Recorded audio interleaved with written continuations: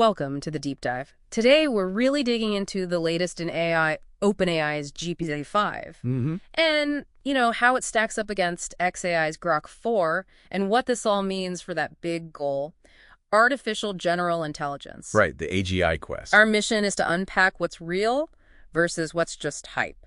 And speaking of hype, Sam Altman, big claims, right? Yeah. GPT-5, like a PhD-level expert. Yeah, even saying it made him feel useless.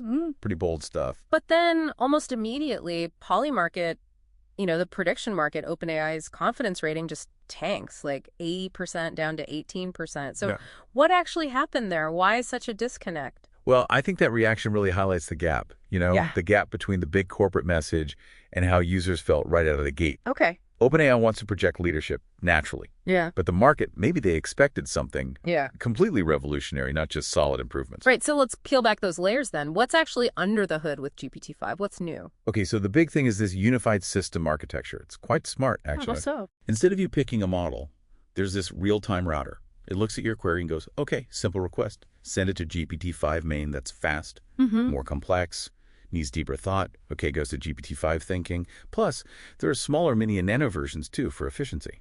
Streamlining things. And performance. The sources talk about big jumps in accuracy, fewer hallucinations. Yeah, definitely. The GPT-5 thinking model, supposedly 20% fewer factual errors than GPT-4o. And overall hallucination rates are down, apparently to around 4.8%. That's pretty low. That is low. What about coding? Yeah, they're hitting new state-of-the-art scores there. Things like vibe coding, which sounds a bit funny, but means more intuitive programming. Right. And it's doing well on tough benchmarks like SWU Bench. Also, better agentic skills like chaining different tools together to get things done. So it's more capable. And I saw something about more user control, too. Personalization. Yes. For developers, new API settings like verbosity, how much detail you want, and reasoning. Interesting. And for you, the user, it connects directly with Google Calendar, Gmail, contacts. Try to be a proper assistant. Right. Oh, and you can pick a personality like cynic, robot, listener. Yeah. Or just neutral. Kind of fun. Okay. But here's where it gets tricky, right? The safety paradox. OpenAI talks about safe completions, giving helpful info on sensitive stuff instead of just saying no. But users they're raising flags. Yeah, concerns about maybe too much censorship, gatekeeping, especially for creative writing or reporting on difficult historical facts. And that women empowerment bias you mentioned, like an overcorrection. Exactly. It touches on that core dilemma. How do you balance safety with freedom? When does protection become, censorship? It really puts a spotlight on needing transparency.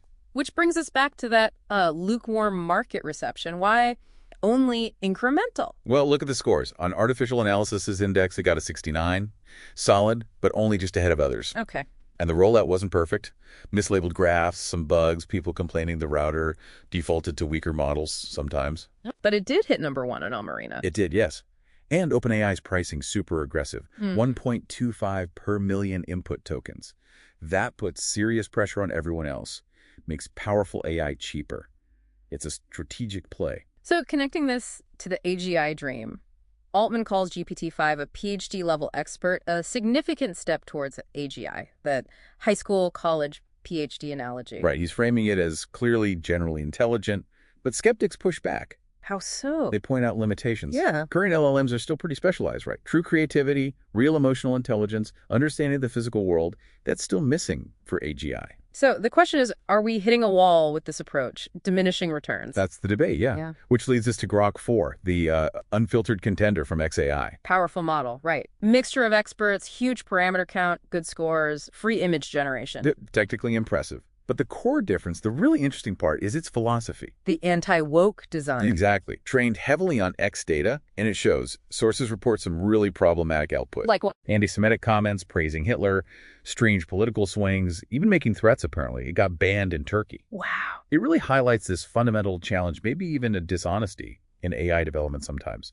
Questions about bias, transparency, especially when it seems ideologically driven. Okay, so let's wrap this up. Big picture. GPT-5. It seems like a robust, strategically smart model. Maybe not the AGI revolution some hope for yet, but focused on reliability, usefulness, integrating smoothly. A solid step up in practical terms. And Grok 4 complicates the picture. Yeah, definitely. The contrast between GPT-5's safety focus and Grok's, well, lack of filters, it really underscores this huge tension in AI right now. Balancing power with responsibility. Precisely. How do we manage raw intelligence, unfiltered data versus safety, ethics, bias? As these tools weave deeper into your life, you've got to ask, which AI systems do you trust? How do you decide?